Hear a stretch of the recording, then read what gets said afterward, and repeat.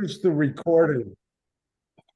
All right, welcome in the Chassidic approach to joy. We're looking at chapter 6 tonight, and the topic here is really confronting challenges.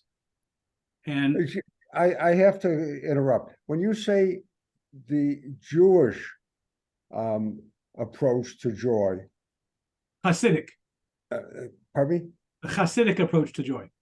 is that the same as Jewish or just Hasidic viewpoint?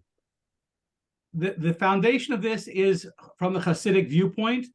It doesn't contradict any of other Jewish ideas, but the Chassidim are the ones that focused on this part of it. In other words, one of the things we covered in the first class was that Chassidim used to be called the Freiliche, the happy ones.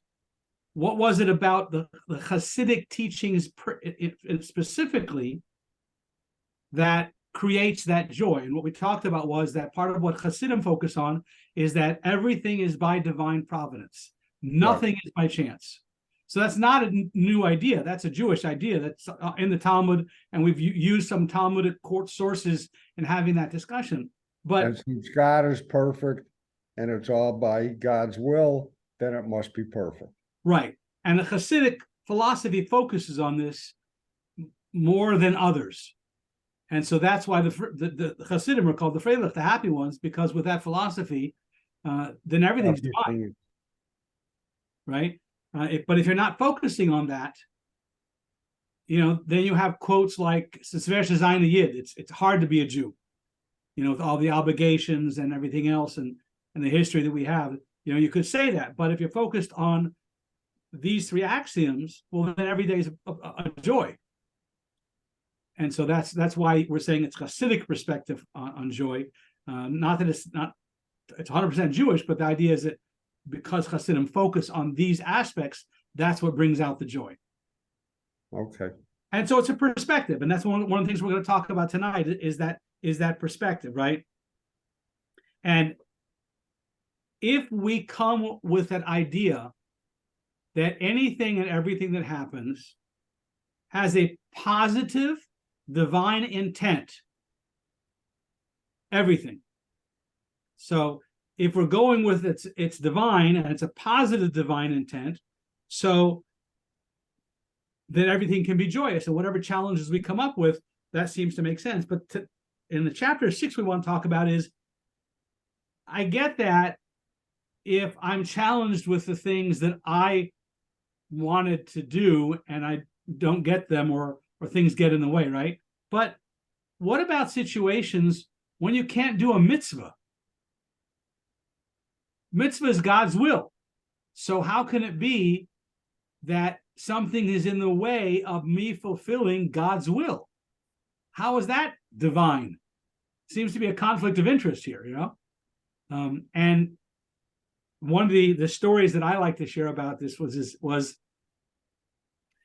two famous Hasidic brothers had been imprisoned in Soviet Union for counter-revolutionary things, meaning Jewish, and they were thrown in prison with a bunch of other people, most of which were your base thugs and things. There was a chamber pot in the cell, and one of the brothers was bemoaning the fact that you can't pray. He wanted to do his prayers, and he couldn't pray because there's a chamber pot. And so he was sad and dejected, and he was crying. And his brother said, "What's your problem?" He said, "We can't even pray. We can't even, repeat the Torah that we've memorized in the presence of a chamber pot." And his brother says to him, "You fool. The same God who told you to fill your day with prayer and learning of Torah is the same God who put the chamber pot there. So you're doing exactly what God wants you to do, is not pray because there's a chamber pot there. So if your whole intention is to fulfill God's will, then you are." So then they started singing and dancing because they were fulfilling God's will. And the guards came. On And that basis, you can justify anything or not justify anything. So let me finish the story. So the guards came, like, what's the noise, right? What's all this going on? And the other Russian prisoners who didn't understand Yiddish said, I don't know what was, they said, we don't know what's going on, but they're pointing at the chamber pot and they're singing and dancing. And the guard says, well, I'll stop that, and removes it. And now they go on with their prayers, right? But it's the mindset. It's the mindset. The mindset being is that whatever I'm facing, this is perfect. This is divine. This is God's will. Whatever's in front of me, this is God's will. And if it's God's will that I can't fulfill the mitzvahs because of the circumstance I'm in, then I don't. If we have a commanded to put up mezuzahs, right? But if I'm living out of a temporary tent in, Jeff, you were in Afghanistan, right? I was in Saudi Arabia and Kuwait, and Right, and a tent. in a tent. So no mezuzah, right? But you're fulfilling God's will by not having a mezuzah, because the mezuzah is not required on a temporary tent.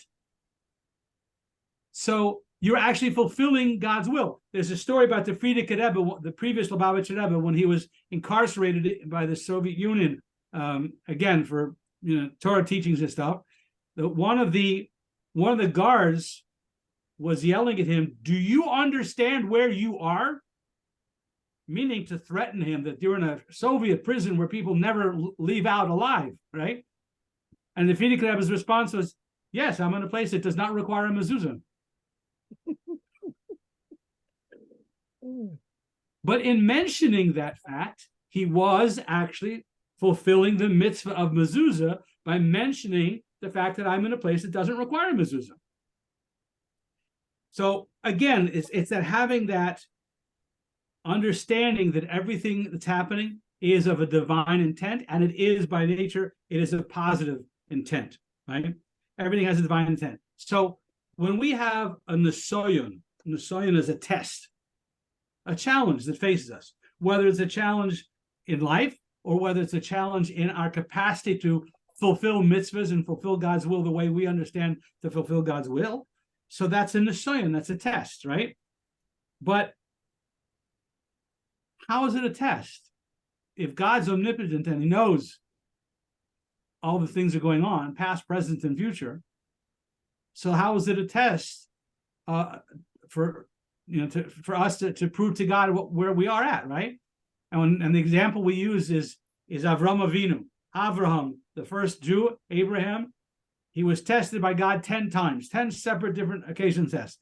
The 10th test, the big one, the final one, was when God said, take your son up on a mountain as a sacrifice. And he goes to fulfill that, right? And it's called the 10th test, the 10th nisoyon. But doesn't God already know how that's going to play itself out? Of course he does. So how's it a test? Because Avraham doesn't know. The people around Avram, his generation, they don't know.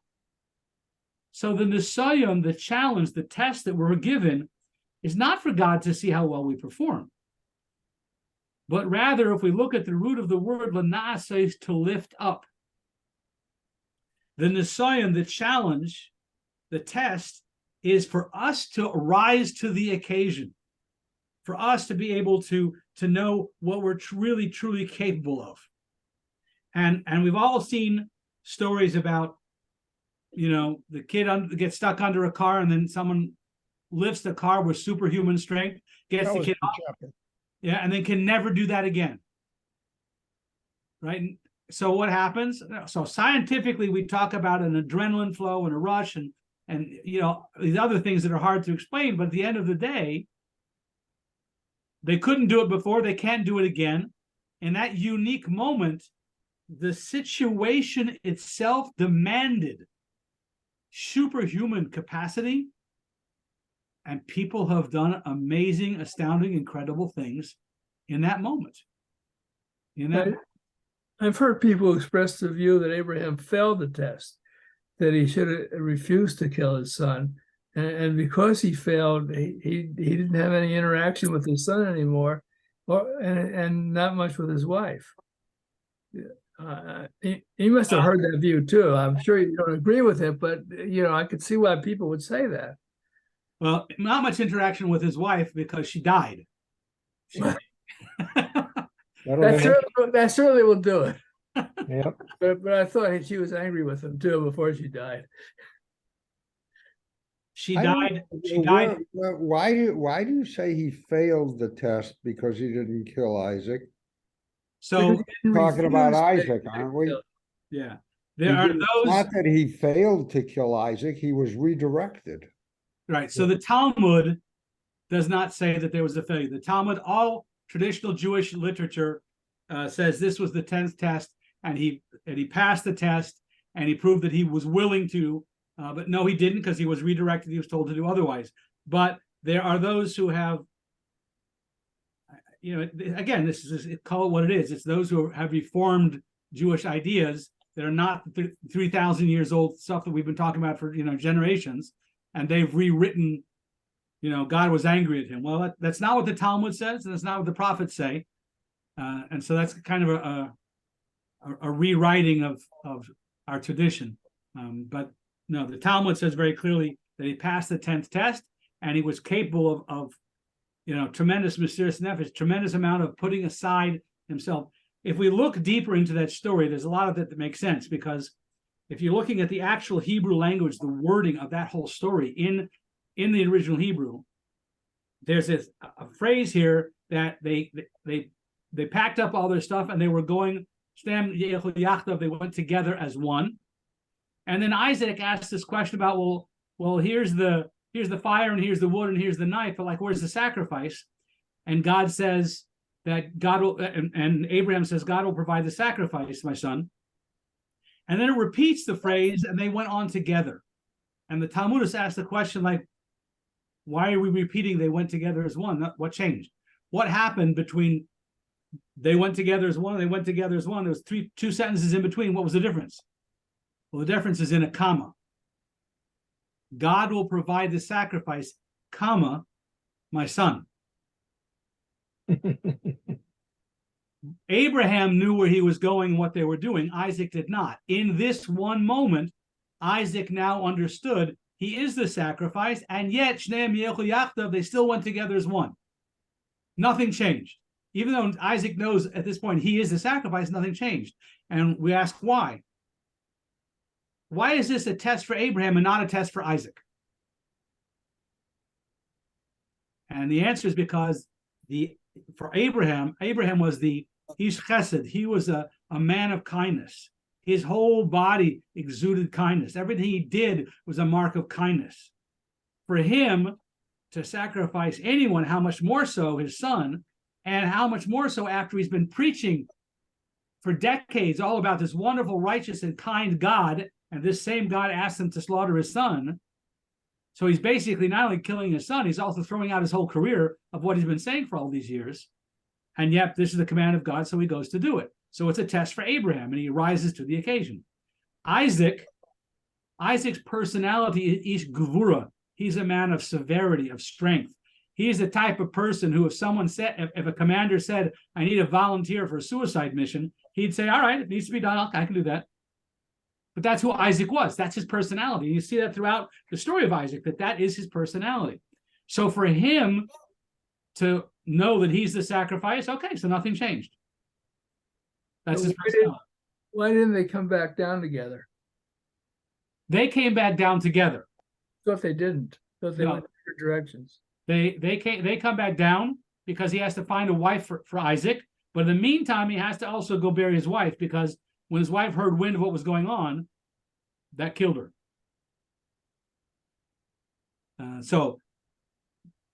But as far as our conversation here, that the test was not for God to see what Abraham is capable of, but rather for Abraham himself to know what he's capable of, and for the generation to know what he's truly capable of. And that's where the nisayon, the test, is, right? So there's a tremendous value in this one, and Lanasa is to lift up so that people will be able to see the tremendous capacity he has. Now, let's give another example of this, right? There's on a different trend. Pirkei Avos, book of our Ethics of Our Fathers, says that I received a great education from my teachers. I received even more from my colleagues that I learned with, but I received the most from my students. I grew the most from my students. So how was that? When we're the recipient of information from a teacher, we just have to be able to open up and receive all the learning we can. Try and understand and receive. When we're learning with colleagues, so we're on an intellectual par, and there's a sparring that goes back and forth, but there's an equality between the two because they're sparring at the same level. Each one trying to understand and each one throwing in, right? But when a student asks me the question, I have to take everything that I learned from my teachers and from my colleagues, and I have to find a way to take that information and put it into a format that this younger person can actually grasp. So if you have a Talmudists that are learning through Megillas Esther, the book of Megillah, and they're learning through and they're bringing out all kinds of amazing secrets and insights and things from the words and the all the details of it, it's a tremendous thing, right?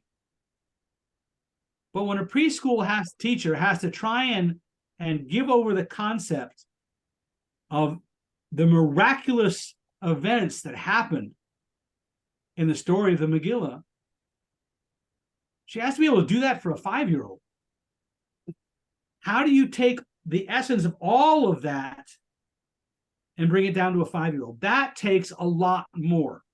You don't have to understand less to bring it down. You have to understand deeper so that what you're presenting is the actual essence of things. And that's what makes a difference. So when we're learning with our students, that which requires us to understand things in a much, much deeper level. Another concept of the same story. And the Sayan is a test, Lanasa is to lift up, right? So we've said before that in a place where a Baal Tshuva stands, even a perfect tzaddik can't stand. What does that mean? That there's a certain advantage to someone who sinned and repented over a person who never sinned. What's the advantage? The person who's never sinned is on the same steady course. But the person who has sinned and now wants to return, there's an energy and a power that has to be greater than the other, than the perfect tzaddik, to be able to bring that back. So let's take the example of a married guy. We're going to pick on the guys because that's easier. So there's a conflict at home. And whatever the conflict is about, the normal, you're muted, Bob. I was just going to say, whatever the conflict is his fault. If a tree falls in the forest and there's no one there to hear it, is he still wrong? Of course he is. But what do we see happens?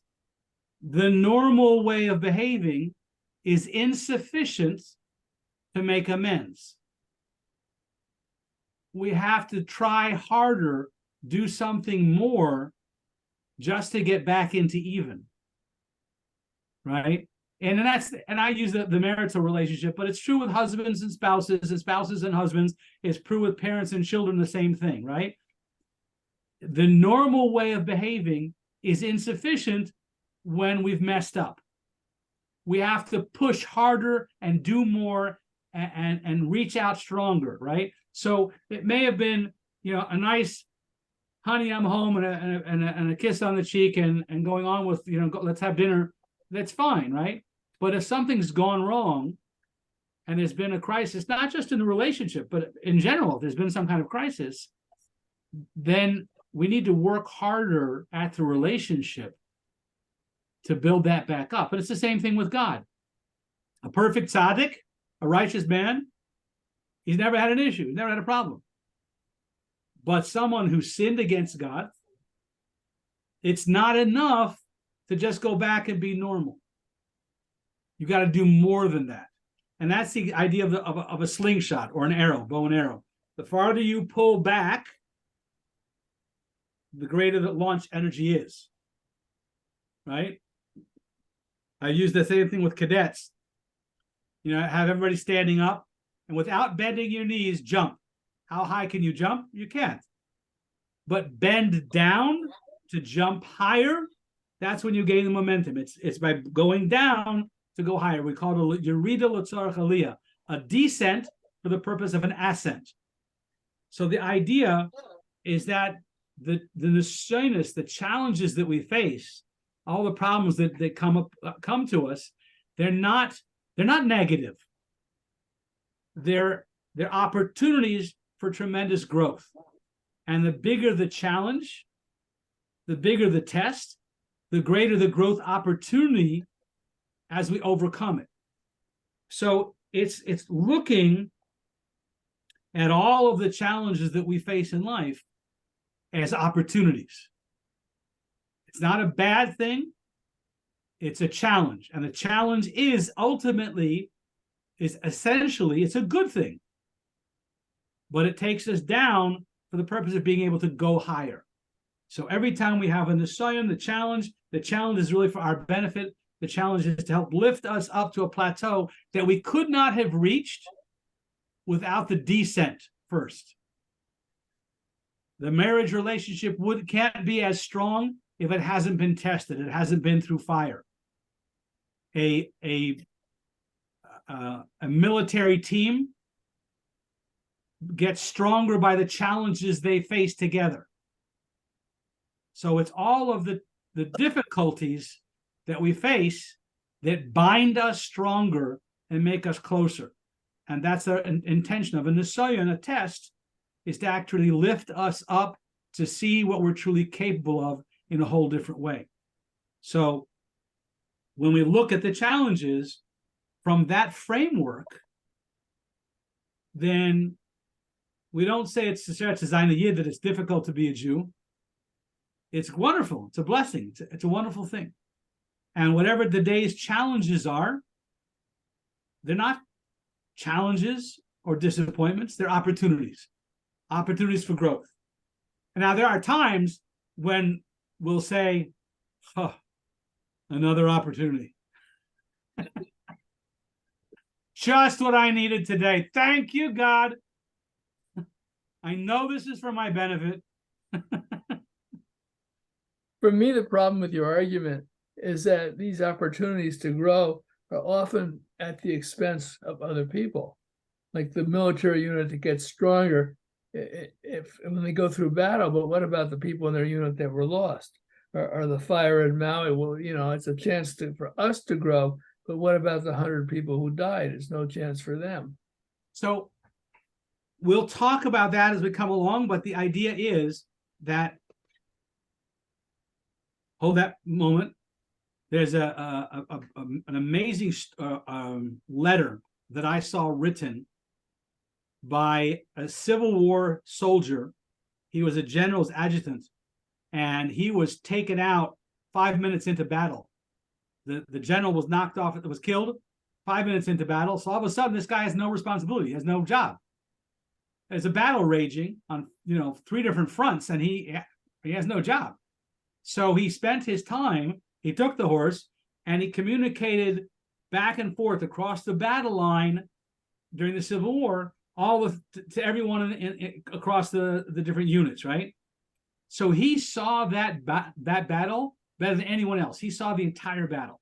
And he writes this 6-page letter home to his brother about the whole thing. So it's an amazing document. One of the things he talks about is that when the horse was shot out from underneath him, wasn't he scared? bullets raining down all around him, wasn't he scared? And his answer was, I was always taught that when it's time, it's time. And when it's not, it's not. And so he had no fear because it's not his time to go. And when it is, it is. So he wasn't afraid. So when we talk about this idea of if we understand that God is in control of everything, then when someone lives their life and they've completed what they came here for, their death is a sorrow for us, for who we'll miss. But for them, their soul has finished its task, it's completed, it's whole. There's nothing more it needs to be sitting around down here for. So the loss is for us, not those who pass. And so going back to us, the loss for us it's an assignment. It's a challenge. It's a very serious challenge. It's a very painful challenge. And we've all suffered losses in different ways over the years, and we know how hard those can be. But again, it's coming back with that perspective. The Torah perspective is that a person can't die if it's not their time, no matter what the situation is. And for the sorrow for those who are left behind, that's part of our nisayon. Our test is to be able to rise to the occasion. Now, we have time for mourning. There's a time when we're supposed to sit Shiva for a whole week. And there's time, which is a 30-day period of extended mourning, which we still can go back to work, but there's still pieces of mourning. And then we take Kaddish for a whole 11 months. But at the end of these practices, the Torah tells us you have to get up. You have to get up from Shiva and you have to go back to work. You have to get up from your mourning, your 30-day mourning period, and you have to, get a haircut or whatever it is you're supposed to be doing during those times. You need to get up and go on, because the task we're given, the mission of our existence, is not over. We still have things to accomplish. The fact that we're still here means we still are mission critical. There are things we need to accomplish and go on with. So, yes, these are nisyonis, they're challenges, they're very heavy challenges. But again, the Torah perspective is that all of these are either for our own benefit or for the benefit of the people we're around, for them to be inspired by us. There was a guy there was a young man in a wheelchair today that I saw, and he was in uniform, and he was doing his work, and he was going about his business. I myself was like, wow, look at him. Nothing stopping him. Seeing him at work was inspiring, because I couldn't do what he does. How do I know? Because I wasn't given that challenge. So I can look with admiration and I can be inspired, but he's thinking, this is his life. This is what he does. That's all. So we're after the 9 o'clock. We're after our regular time. Anyone who has to leave, I'm going to go ahead and close off the recording.